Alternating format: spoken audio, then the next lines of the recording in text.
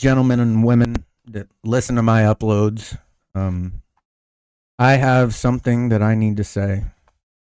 And this is a send-off message, I guess, for this setup. This setup is going to be different the next time you see the Shawman. Actually, my name even might be different. I'll still be the Shawman, though. Anyways, there's something important I must share with all of you. Very important. And it's very hard. It's very hard for me. It chokes me up, actually, talking about this. But it needs to be done, because if I don't do this, nobody will ever know. And that'll hurt me more than anything could. It's with a lot of pain that I tell you guys, during the whole Fed situation, Jesse and I had a gay relationship. Now, it wasn't during the whole thing. Feds and I started talking back in February, January, something like that, sadly. But the gay relationship between Jesse and I didn't start until I got out of rehab.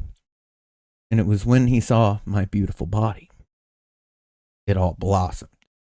Now, for some of you that don't believe me, which I can, completely understand, because how could I not at that point? So I need to show you guys the proof, and that's what I'm about to do. So I don't have video of Jesse saying this, but I have the full audio. So we're going to take a listen. And just listen, folks. On this year, it's all free. Well, I was able to handle it fairly well. Here we go. Yeah, it's unbleached also in the chat. I need to click away from the stream. This was my stream, by the way, when I came back from rehab. And Jesse found me very attractive. And who can blame him? Who can blame him?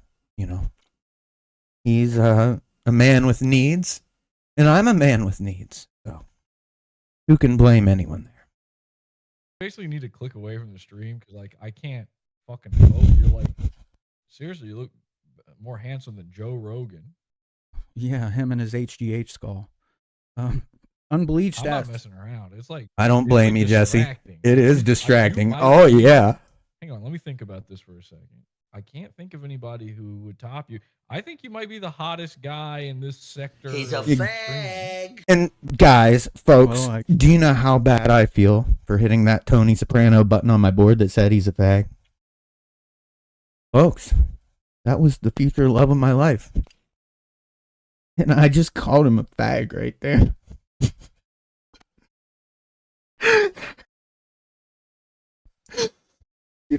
You guys don't know how hard that is. Knowing that you're going to be loving somebody in a sensual way and you just called him a fag carelessly. You don't know that pain. That's an unimaginable pain for you. I'm going to let it play. I guess we'll take that. So I'm not joking. Think about that. Who would be still in pain. A hotter guy than you right now in this corner of the internet that we're in? Is that really even a competition though? I mean, we all spend all. Now time. you see, folks. Not much of you one, see, but still, it's nice to be king. It is nice to be king, Jesse. You're goddamn right. It is. And you know what? I was your king, Jesse, and you told me I could have feds on the side. You told me I could have feds on the side, and then you led me astray like that, thinking you could keep me as your lover. How do you think that works out, Jesse? It doesn't. And it was my fault. It was my fault for chasing feds on the side. And I can own that. I'm all about brutal honesty here. And the brutally honest truth is that I shouldn't have been chasing feds on the side. But you shouldn't have told me that I could.